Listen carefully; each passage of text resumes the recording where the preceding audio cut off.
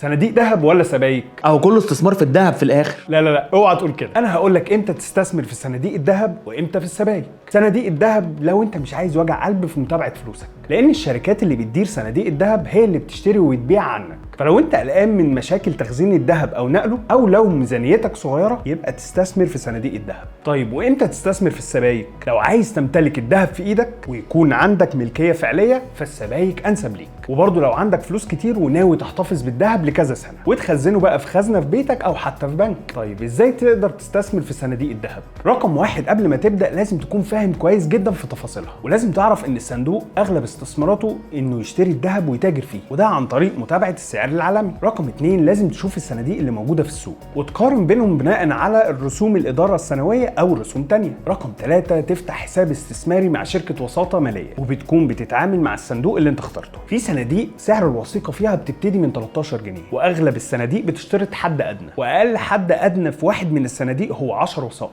طيب لو عايز تبيع وثائق صندوق الذهب، هنا بقى في مشكله. الصناديق دي بتشترط ان حجم الوثائق اللي انت اشتريتها توصل لليميت معين. في صناديق بتلزمك علشان تاخد الذهب في ايدك لازم يكون قيمتها 50 جرام ذهب وقت البيع. طيب لو هتستثمر في السبائك، في بقى اوزان مختلفه كتير، بتبتدي من ربع جرام لحد كيلو ذهب، وكل احجام السبائك بتكون عيار 24. وانا بفضل انك تشتري ما بين 5 ل 20 جرام، وده طبعا لو معاك سيوله. وطبعا مش هتبيعها قبل 3 سنين على الاقل، ويا ريت اكتر، لان ده استثمار طويل الاجل. يلا شير الفيديو ده علشان كل اصحابك يستفيدوا بيه.